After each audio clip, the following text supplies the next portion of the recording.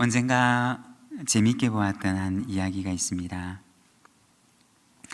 어느 조용한 시골 마을에 수탉 2마리가 한 암탉을 차지하기 위해서 땅을 박차고 허공을 가르면서 아주 치열하게 다투고 있었습니다.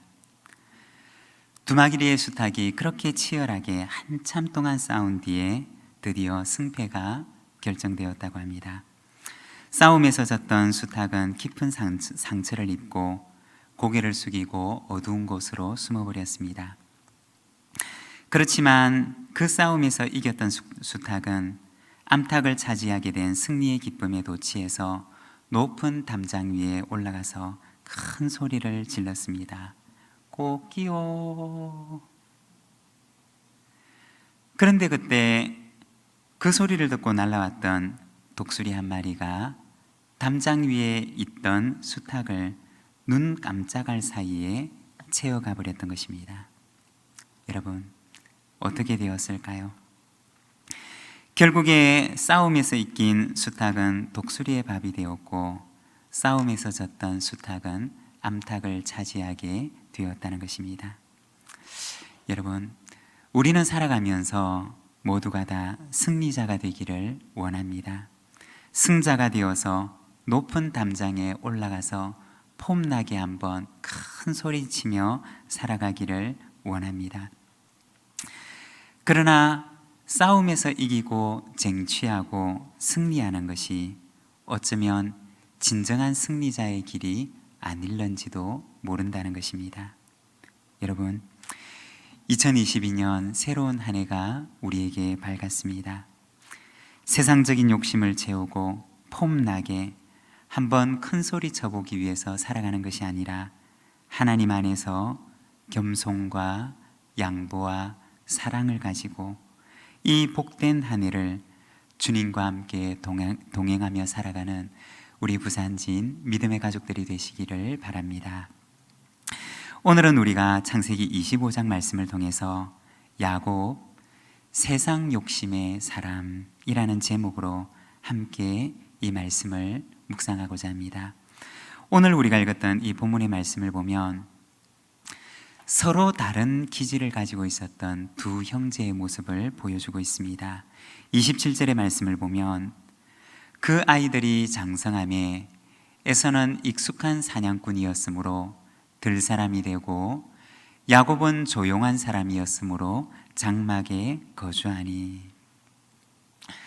여기 보면 한 배에서 태어났지만 그러나 전혀 다른 두 기질을 가지고 있었던 두 형제의 모습을 보여주고 있는 것입니다. 형이었던 에서는 오늘 본문에 보면 익숙한 사냥꾼이었다라고 이야기를 합니다. 여기서 익숙하다라고 하는 말을 원어 성경에서 찾아보면 알다라고 하는 뜻을 가진 단어를 사용합니다. 다시 말해서 그 형 에서는 어떤 사람이었느냐?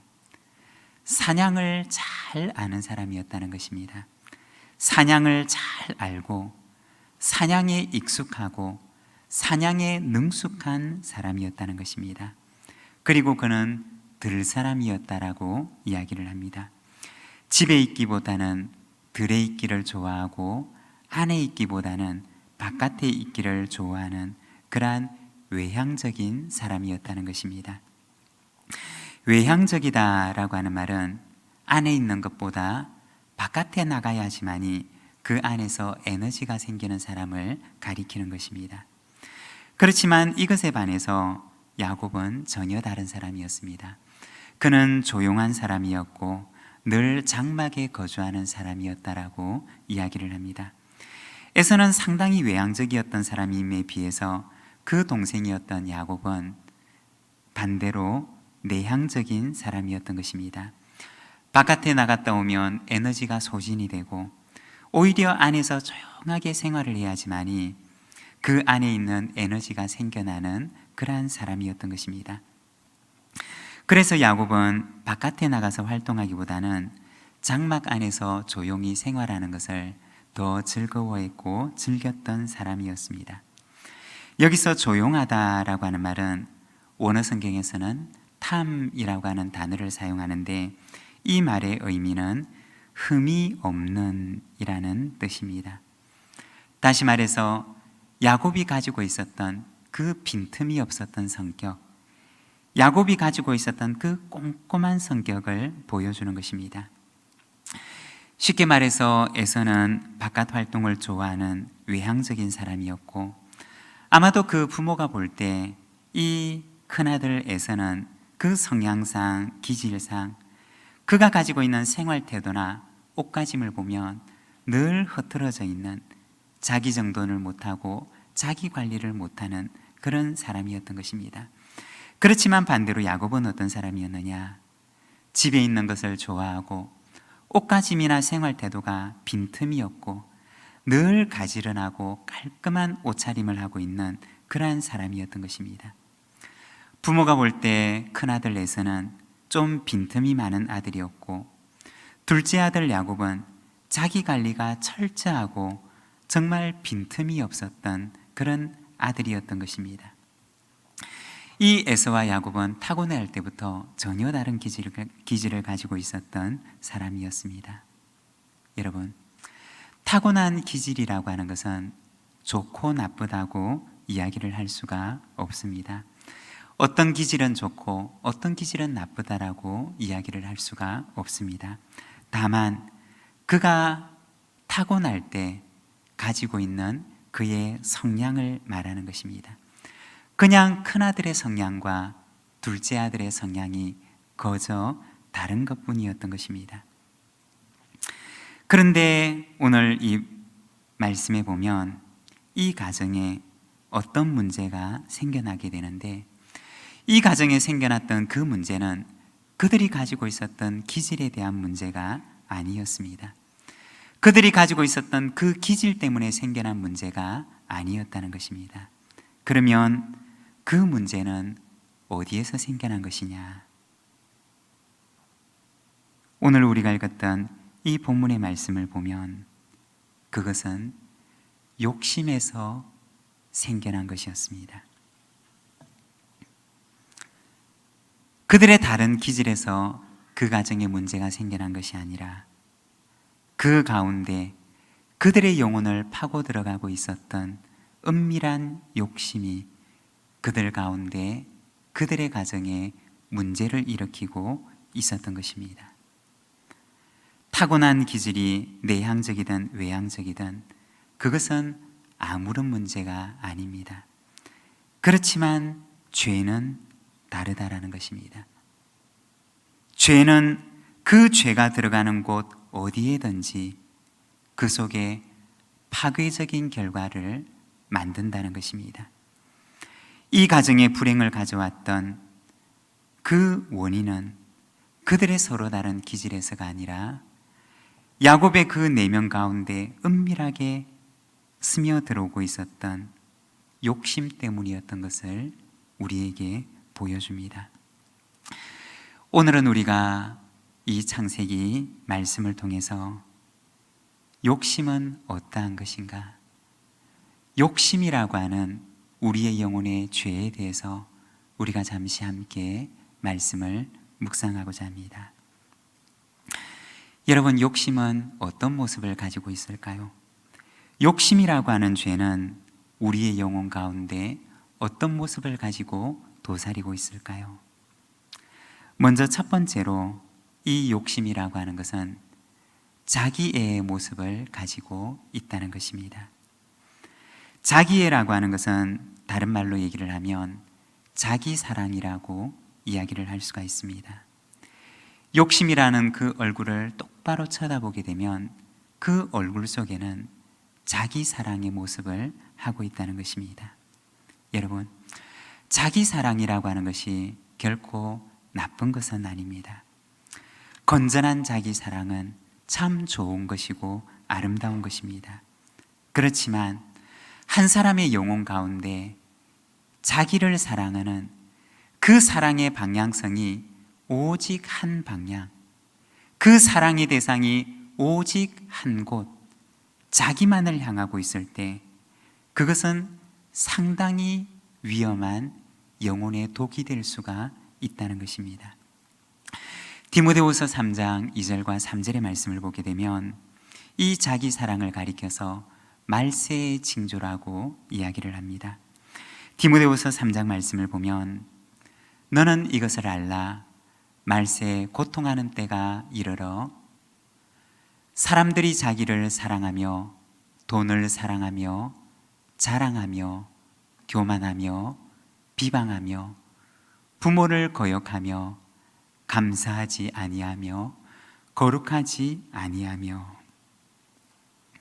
이 디모데후서 3장의 말씀을 보게 되면 말세 인간의 영혼에 나타날 그 징조에 대해서, 그 첫 번째 현상에 대해서 이야기를 하는데, 사람들이 자기를 사랑하게 될 것이다 라고 이야기를 합니다.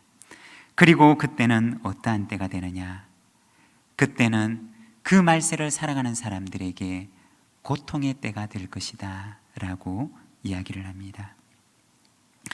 여러분, 우리가 한번 생각을 해보면 만일에 이 세상에 많은 사람들이 있는데 이 세상 사람 모두가 다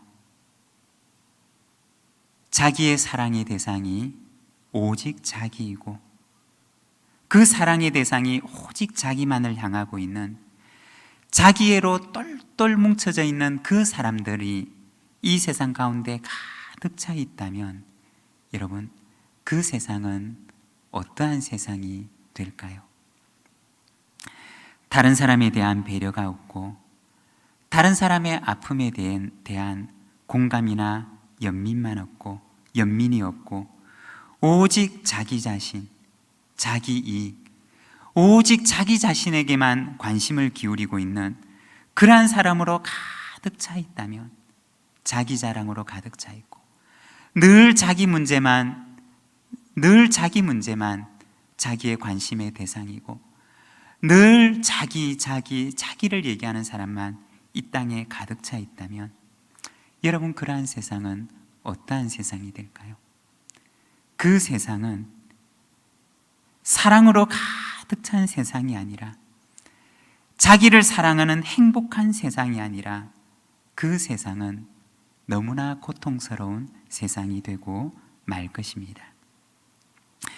이러한 관점으로 볼 때 오늘 우리가 읽었던 이 창세기 말씀을 보게 되면 저는 마음속에 이러한 생각이 듭니다.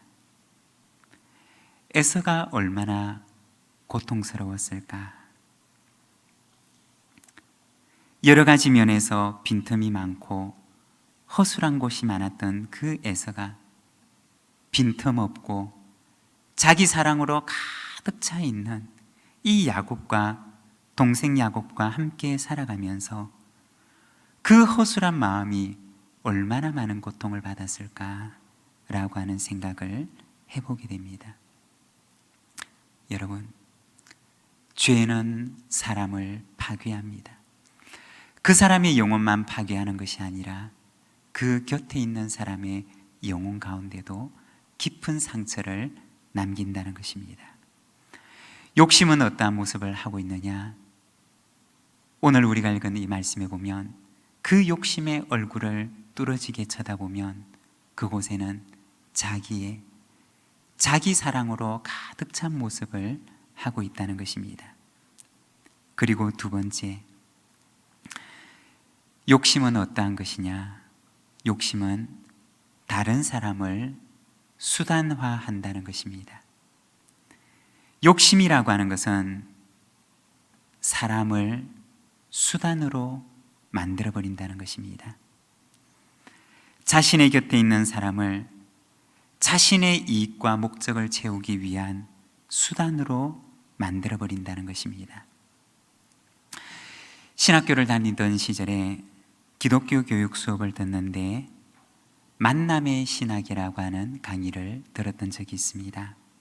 한 학기 과정이었는데 마틴 부브라고 하는 학자의 만남의 이론을 바탕으로 해서 한 기독교 교육의 그러한 강의였습니다. 거기에 따르면 사람은 두 가지의 방법으로 관계를 맺는다는 것입니다. 먼저 첫 번째는 나와 너의 관계를 맺어가는 것입니다. 그리고 두 번째는 나와 그것의 관계를 맺어간다는 것입니다. 여기서 첫 번째 나와 너라고 하는 것은 상대방을 너라고 인정하는 것입니다. 나와 똑같은 인격을 가지고 있는 상대방을 너라고 지칭하며 관계를 맺는 것입니다. 상대방을 자신과 똑같은 인격을 가지고 있는 인격의 대상으로 그 사람을 생각하고 또 그와 관계를 맺어나가게 될 때 그와 인격적인 관계를 맺어나갈 수가 있고 그와 사랑의 관계를 맺어나갈 수가 있다는 것입니다. 그런데 두 번째 관계인 나와 너의 관계가 아니라 나와 그것의 관계가 되어질 때 나와 관계를 맺으며 살아가는 그 상대방을 너라고 인정을 하는 것이 아니라 나와 똑같은 인격을 가지고 있는 인격적 대상으로 관계를 맺으며 살아가는 것이 아니라 상대방을 그것이라고 생각을 하고 관계를 맺는 것입니다. 그리할 때 그가 맺는 관계는 사랑의 관계가 아니라 바로 상대방을 내 목적을 실현시킬 수 있는 비인격적인 대상, 수단으로 만들어버린다는 것입니다. 나와 똑같은 인격을 가지고 있는 인격적 관계의 대상이 아니라 상대방이 그것이 되어버리는 순간, 상대방이 나에게 있어서 그것이 되어버리는 순간 그는 나와 관계를 맺어나가는 그러한 인격적 대상이 아니라 그는 나의 이익과 나의 목적을 실현시켜줄, 단지 내 목적을 실현시켜줄 비인격적인 수단이 되어버리고 만다는 것입니다. 이러한 관계는 하나님과의 관계에 있어서도 마찬가지인데, 하나님을 내가 인격적인 관계의 대상으로 맺어가야 할 사랑의 대상이 아니라 하나님을 내 목적을 채워줄, 내 욕구를 채워줄, 내 욕심과 욕망을 채워줄 비인격적인 대상으로 만들어버릴 때 그는 하나님과의 관계를 맺으면서도 나와 그것이라는 관계를 맺어나가게 된다는 것입니다.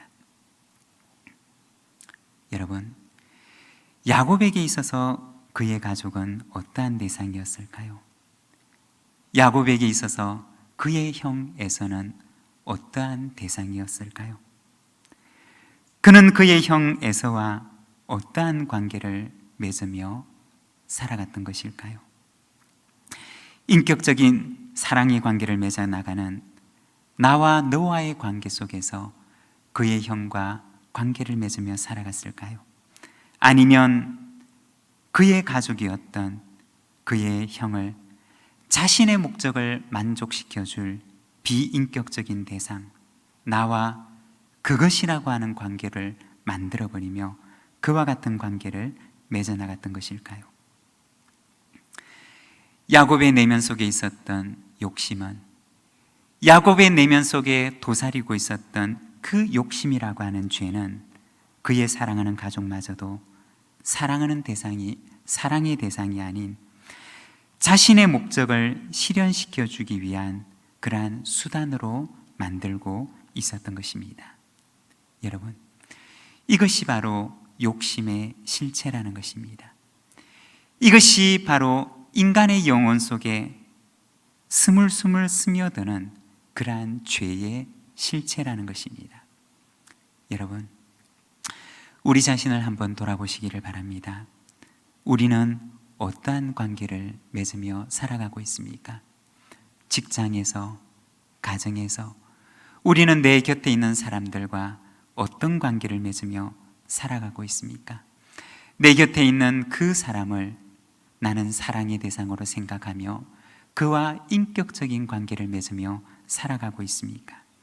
아니면 내 곁에 있는 그 사람을 너라는 관계가 아니라 단지 나의 목적을 실현시켜 줄 그것이라고 하는 수단으로 바꾸어 버리며 내 욕심과 내 만족을 위해서, 자기 사랑을 위해서 그 사람을 희생시켜 버리는 그러한 관계를 맺으며 살아가고 있으십니까? 오늘 우리가 읽었던 이 본문의 말씀에서는 야곱의 영혼 속에서 그의 욕심을 위해서라면 모든 것을 수단으로 만들어버리는 바로 죄의 파괴적인 모습을 보여주고 있는 것입니다.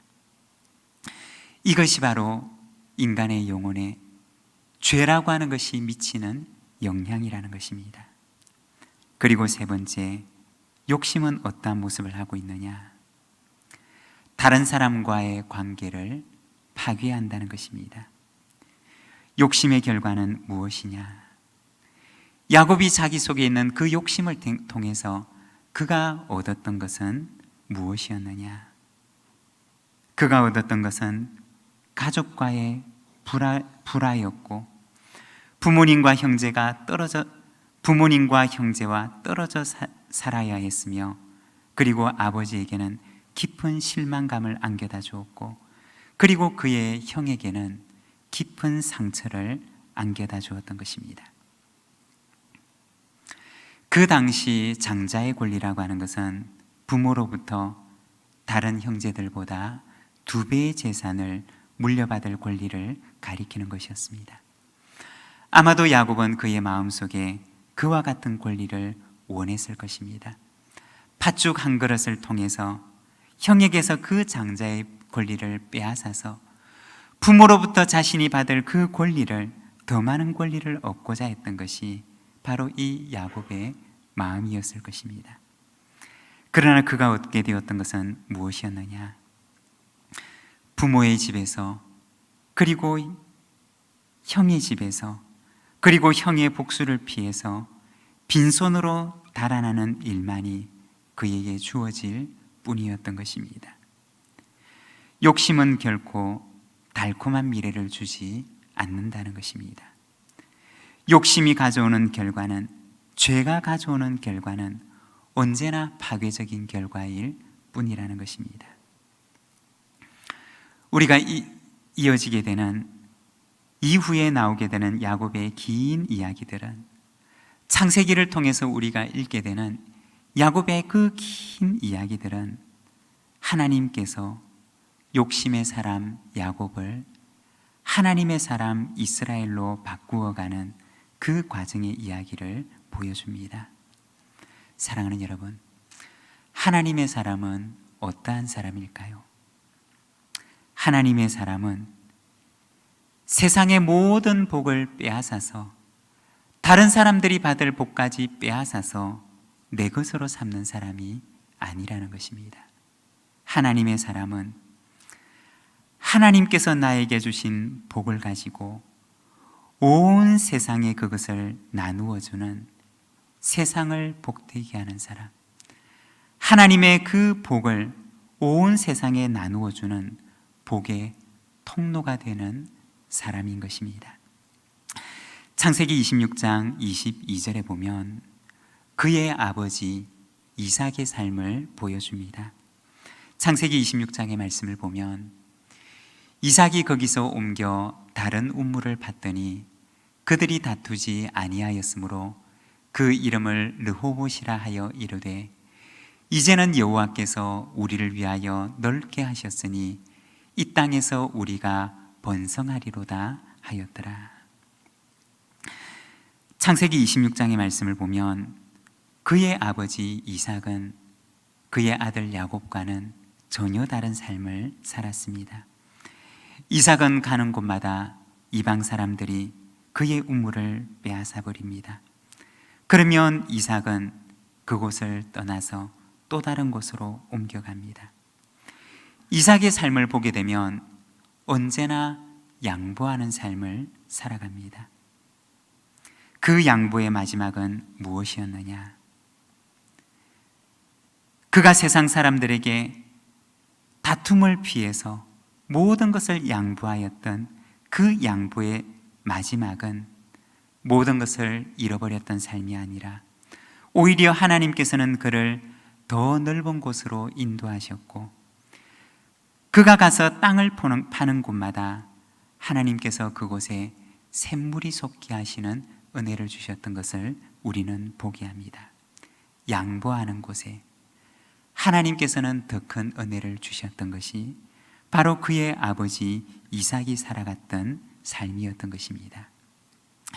사랑하는 여러분, 우리가 이 세상 가운데 살아가지만 세상의 원리를 따라, 죄의 원리를 따라 살아가는 것이 아니라 하나님의 원리를 따라, 신앙의 원리를 따라 살아가는 저와 여러분, 우리 모든 믿음의 가족들이 되시기를 바랍니다.